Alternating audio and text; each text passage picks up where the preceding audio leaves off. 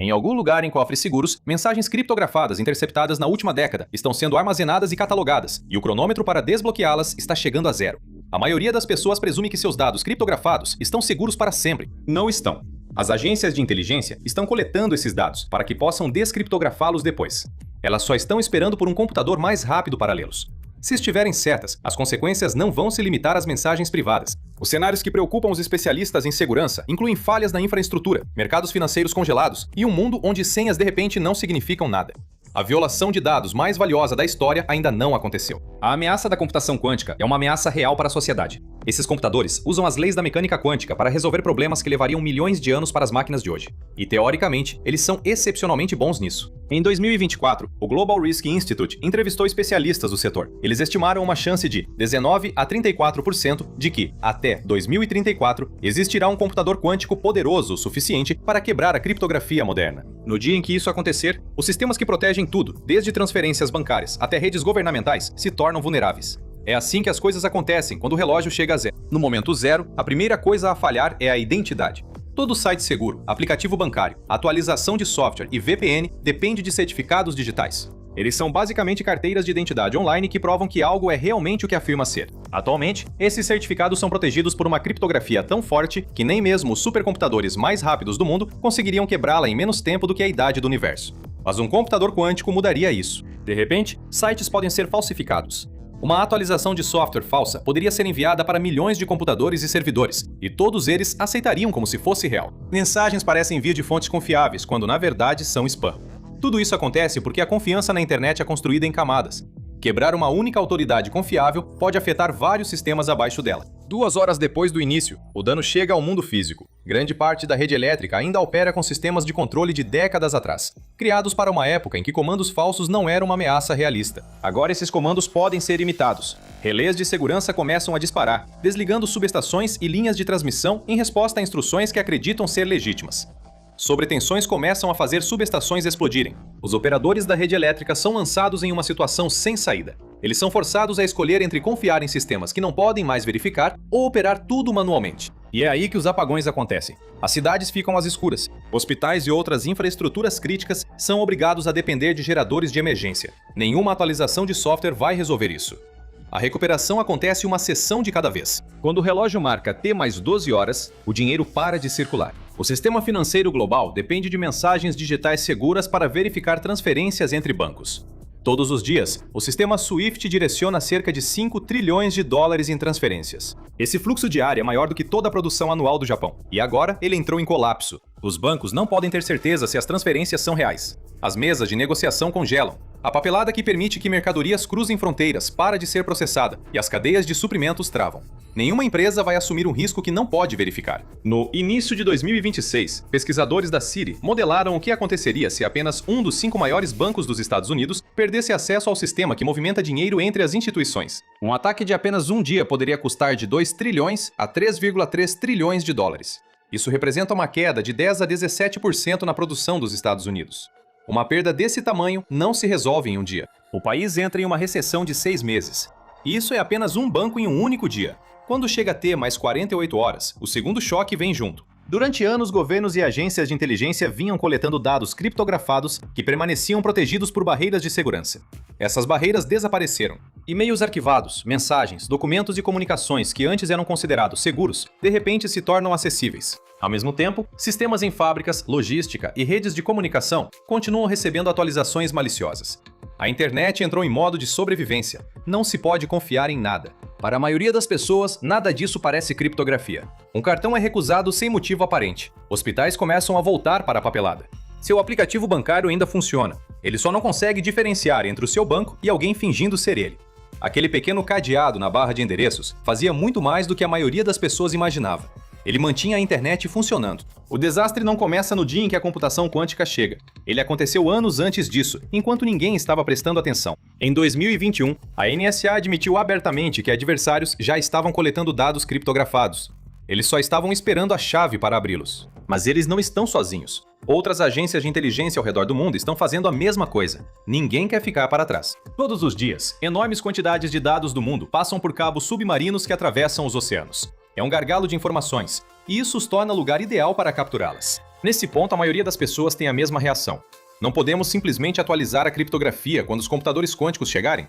Isso funciona para os dados futuros, mas para as informações que já estão por aí, já é tarde demais. Qualquer coisa interceptada hoje pode ser armazenada por anos e descriptografada depois. Uma vez que alguém tem uma cópia, não tem como pegá-la de volta. É isso que torna essa ameaça diferente de uma falha comum de cibersegurança. Quando uma vulnerabilidade é descoberta, você corrige e segue em frente. Mas agora os dados podem ser roubados primeiro e descriptografados depois. O que significa que o relógio não começa a contar a partir do dia em que o computador quântico chega. Ele começa a contar a partir do dia em que a informação foi enviada. O verdadeiro prêmio não são as conversas no seu grupo de bate-papo, são segredos de Estado, projetos de armas e acordos financeiros, coisas que podem virar moeda de troca em alguns anos. É um roubo de longo prazo, algo que não precisa ter sucesso imediatamente. Tudo que é criptografado hoje pode ser copiado em massa e armazenado. E isso muda tudo. O armazenamento está ficando mais barato. Manter grandes volumes de dados roubados já não é mais um problema. Para um ator estatal, manter vastos arquivos de tráfego interceptado custa quase nada comparado ao valor do que pode ser desbloqueado. Então a estratégia é simples. Pegue tudo agora e decida depois o que vale a pena. Ninguém fora desses sistemas sabe o que já foi coletado, e não há uma maneira óbvia de saber porque nada parece quebrado, já que todos os dados ainda estão lá. Eles só têm uma cópia invisível em outro lugar. Para entender por que todos esses dados podem estar em risco, você precisa entender a trava que deveria protegê-los. Essa trava depende de uma propriedade bizarra dos números. Pegue dois números enormes e multiplique-os. Um computador pode fazer isso em uma fração de segundo. Mas quando você começa pela resposta, descobrir quais dois números a criaram pode levar cerca de 300 trilhões de anos. É nisso que a segurança da internet se baseia. É o motivo pelo qual você pode digitar o número do seu cartão de crédito em um site e confiar que ninguém vai roubá-lo. O mesmo princípio protege seu login bancário, suas mensagens privadas e aquele chip dentro do seu passaporte. Durante décadas, isso funcionou porque nada conseguia descobrir rápido o bastante quais números geraram esse resultado. Mas um computador quântico pode. Existe um método criado especificamente para essas máquinas, chamado algoritmo de Shor. Ele faz algo que computadores comuns nunca conseguiram. Ele encontra padrões ocultos dentro desses números gigantes e depois os usa para reverter o processo. O problema era algo chamado qubits, o equivalente quântico dos bits dentro de um computador normal. Ao contrário dos bits comuns, os qubits são incrivelmente frágeis e você precisa de uma quantidade enorme deles trabalhando juntos para liberar todo o poder de um computador quântico. As primeiras estimativas sugeriam que seriam necessários dezenas de milhões de qubits para ameaçar a criptografia moderna. Ninguém tinha construído mais do que algumas centenas. Então as estimativas começaram a cair. Em maio de 2025, um pesquisador mostrou que o trabalho poderia ser feito com menos de 1 milhão de qubits. Isso é 20 vezes menos do que a própria estimativa dele, apenas 6 anos antes. Apenas um ano depois, esse número caiu para menos de 100 mil.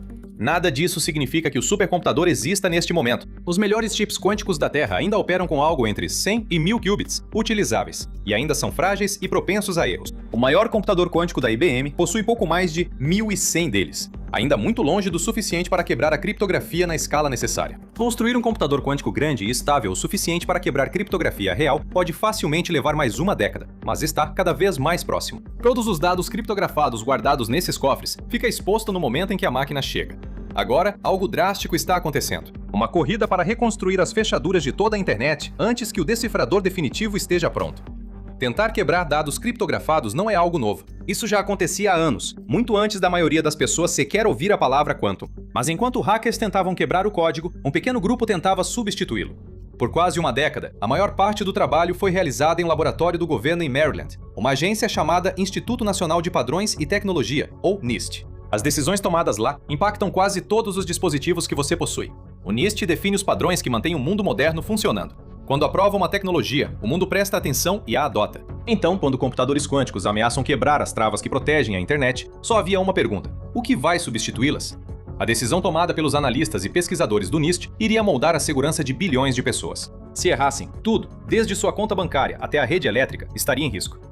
Em agosto de 2024, após 8 anos de testes, eles entregaram o resultado. O NIST publicou os primeiros padrões de criptografia criados para sobreviver a um computador quântico. Um sistema para estabelecer uma conexão segura, outro para provar que a conexão é autêntica. Os nomes não são exatamente glamourosos, ML-CAN e ML-DSA, mas o que eles representam é histórico. Pela primeira vez, a internet tinha fechaduras projetadas para um mundo onde computadores quânticos existem. A criptografia antiga era um quebra-cabeça que você resolvia trabalhando de trás para frente. O novo tipo é construído como uma malha geométrica multidimensional, que é deliberadamente obscurecida por ruído matemático. Se você já tem a chave, o caminho é óbvio. Se não tem, não há atalho. A equipe então criou uma alternativa de reserva baseada em um problema fundamentalmente diferente. Isso garante que, mesmo que o primeiro seja quebrado algum dia, o mundo não teria que começar do zero. Os maiores nomes da tecnologia já começaram a trocar suas fechaduras. O Google adotou a nova criptografia no Chrome. A Apple reconstruiu o sistema do iMessage com base nisso. Cloudflare, Amazon e Signal também fizeram a mudança, na maioria dos casos sem que seus usuários percebessem nada. Agora, os governos estão prestando atenção. Uma lei dos Estados Unidos de 2022 ordenou que todas as agências federais localizassem suas criptografias antigas e começassem a substituí-las, com um prazo final em 2035. O setor financeiro recebeu o mesmo recado, com seu principal grupo de segurança dizendo aos bancos para começarem a transição agora, em vez de esperar. Mas isso vem acompanhado de um alerta. Há alguns anos, um dos métodos mais promissores, um algoritmo chamado Psyche, parecia ser totalmente seguro. Então, 2 pesquisadores conseguiram quebrá-lo completamente. Não com um computador quântico, mas apenas com um computador comum. E levou apenas 1 hora. A lição foi que nenhum cadeado permanece inquebrável para sempre. E é por isso que os sistemas mais avançados estão sendo redesenhados em torno de uma ideia diferente: a agilidade. Quando a próxima grande descoberta chegar, eles querem ser capazes de trocar sua criptografia tão facilmente quanto trocar um pneu. Isso transforma o que poderia ter sido uma emergência global em uma atualização rotineira de software. Mas inventar um cadeado melhor nunca foi a parte difícil. A parte difícil é substituir o antigo, porque a internet não é uma única máquina. São bilhões de dispositivos, milhões de servidores, décadas de software e infraestrutura que nunca foram projetados para uma mudança desse tamanho. Cada telefone, cada navegador, banco, satélite, usina de energia e sistema governamental precisa fazer a transição. E é aí que tudo começa a desmoronar. Fazer essa mudança em tudo de uma vez só é a maior atualização forçada da história da computação. O governo dos Estados Unidos sozinho espera gastar 7,1 bilhão de dólares só para atualizar seus sistemas civis. Esse número não inclui as Forças Armadas e as agências de inteligência. Espalha esse mesmo trabalho por todos os bancos, hospitais e companhias de energia do planeta, e estimativas sérias ultrapassam 1 trilhão de dólares. Toda a correção do bug do milênio, no final dos anos 90, em comparação, custou algo entre 300 e 600 bilhões de dólares. Isso é maior do que aquilo. Mas o dinheiro é o menor dos problemas. As questões mais profundas são físicas. As novas travas resistentes à computação quântica são maiores e mais pesadas do que as que substituem. Elas usam mais memória, mais largura de banda e mais energia. Em um laptop ou em um servidor de data center, ninguém vai perceber. O problema é todo o resto. Um medidor inteligente preso na lateral de uma casa, um marca-passo no peito de alguém, um sensor em um duto que deve funcionar por 15 anos, com uma única bateria. Esses dispositivos foram projetados em torno das pequenas e leves travas de hoje, sem nenhuma margem. Alguns deles simplesmente não conseguem suportar travas mais pesadas. Então, as atualizações chegam de forma desigual. A nuvem pode absorver a maior parte das mudanças quase da noite para o dia. As extremidades da rede não conseguem. Bilhões de dispositivos menores, zumbindo em segundo plano, ficam para trás. Muitos estão integrados à infraestrutura que é quase impossível de acessar sem desmontá-la. Então, por anos, todo o sistema preso nessa transição precisa carregar ambas as travas ao mesmo tempo, a antiga e a nova. Muitos dispositivos não serão atualizados de forma alguma. Eles continuarão funcionando muito depois de todos saberem que estão vulneráveis. Eles são caros demais para serem substituídos, ou importantes demais para serem desligados. É o início de uma lenta e crescente era das trevas digital. Grandes partes do mundo continuam funcionando com travas que todos sabem que estão quebradas. E é aqui que as pessoas responsáveis deveriam estar em pânico. Enquanto governos e empresas ocidentais passam anos substituindo sistemas vulneráveis, um dispositivo de cada vez, seus rivais estão seguindo uma estratégia bem diferente. Em vez de atualizar a rede antiga, eles estão construindo uma nova, projetada desde o início para um mundo pós-quântico. E eles estão construindo isso no espaço. A China passou anos trabalhando em algo que o Ocidente em grande parte ignorou. Não um código melhor, mas a própria física. A abordagem é chamada de distribuição quântica de chaves, e ela vira todo o problema de cabeça para baixo. Por décadas, a criptografia se baseou em uma suposição simples, que certos enigmas matemáticos são difíceis demais para serem resolvidos. Mas difícil não é o mesmo que impossível. Um computador suficientemente poderoso sempre pode mudar a equação. A distribuição quântica de chaves adota uma abordagem diferente. Em vez de confiar em um problema matemático, ela confia nas leis da física. A chave de criptografia é transportada por partículas individuais de luz, e de acordo com a mecânica quântica, o ato de medir uma dessas partículas inevitavelmente a perturba. No momento em que alguém tenta interceptar a chave, deixa evidências para trás. Uma impressão digital. A escuta clandestina se denuncia. Em março de 2025, cientistas chineses usaram um satélite chamado Jinan-1 para compartilhar uma dessas chaves entre uma estação próxima a Pequim e outra próxima à cidade do Cabo, na África do Sul, a cerca de 13 mil quilômetros de distância uma da outra. No solo, a China também construiu cerca de 1.900 quilômetros de rede quântica dedicada, conectando locais seguros entre Pequim e Xangai. Mais satélites já estão planejados, estendendo o sistema ainda mais. Então por que todo mundo simplesmente não adota uma solução baseada na física e esquece a correção por software? Porque isso não é uma atualização de software. Uma atualização de software é fácil. Basta enviar uma atualização e bilhões de dispositivos podem mudar para um novo padrão de criptografia da noite para o dia. A distribuição quântica de chaves não funciona assim. A segurança dela vem do mundo físico, de fótons viajando por redes especialmente projetadas. Ela precisa de hardware especial, linhas de fibra dedicadas ou uma ligação direta com o satélite. Você precisa construir isso, e essa é a diferença. Apenas um punhado de nações vai conseguir proteger suas comunicações mais sensíveis com as leis da física. Todo o resto vai continuar na internet aberta, corrigindo seus softwares, atualizando os sistemas e torcendo para que funcione. Segurança se torna algo que você pode pagar ou não pode. E tudo isso remonta a um único erro cometido décadas atrás. Por meio século, a segurança digital dependeu de um fato simples sobre computação. Alguns problemas são fáceis de fazer, mas extremamente difíceis de desfazer.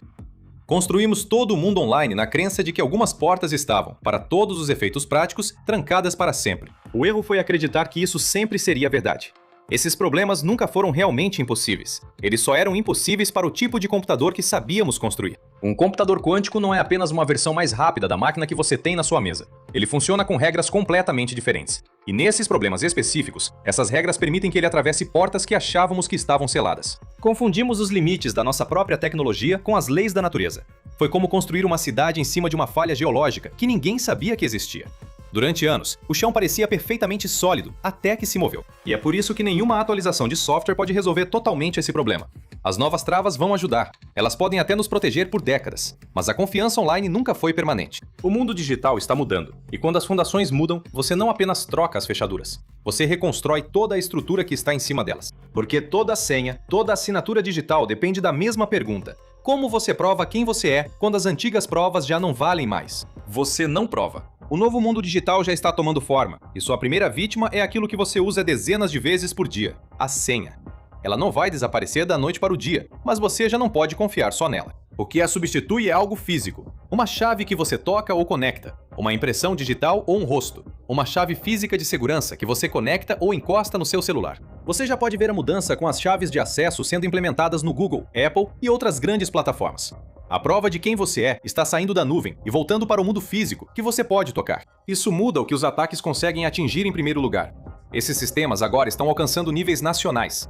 Países estão adotando backups analógicos à moda antiga, máquinas deliberadamente simples que não podem ser hackeadas a milhares de quilômetros de distância. A Estônia, que administra quase todo o seu governo online, já mantém cópias completas dos registros do Estado em servidores seguros no exterior e offline, no que chama de embaixada de dados. Agora, outros governos estão copiando a ideia. Para o resto de nós, a mudança vai parecer pequena no começo. Um toque extra para fazer login, um dispositivo que, de repente, você precisa manter por perto. É um passo a mais em troca de mais segurança. Mas isso é o fim de algo maior. A internet com a qual crescemos foi construída sobre uma suposição muito simples e generosa de que criptografado significava privado e que qualquer pessoa, em qualquer lugar, podia ser confiável o suficiente para fazer negócios. Essa rede aberta, sem fronteiras e instantânea, não sobrevive depois disso. O que toma o lugar dela é mais protegido, mais fragmentado e mais enraizado no mundo físico. Ela troca conveniência por sobrevivência. Não há outra escolha. Os segredos guardados hoje continuarão sendo vazados, desbloqueados muito tempo depois de já termos nos esquecido deles. Alguns serão inúteis até lá, outros serão essenciais. Existe um fio tênue de esperança em tudo isso. Talvez consigamos mudar as fechaduras digitais antes que o computador quântico definitivo chegue. Mas a era de confiar cegamente no digital acabou. Daqui para frente, privacidade e comprovação não são mais o padrão. São coisas que teremos que construir de propósito em tudo o que fizermos. A crença de que as fechaduras simplesmente continuariam seguras não existe mais. Apesar de todos os nossos melhores esforços, o mundo online sempre foi vulnerável. Mas o que acontece quando essas fraquezas são exploradas em uma escala que nunca vimos antes? Descubra no pior ataque à internet que o mundo já presenciou.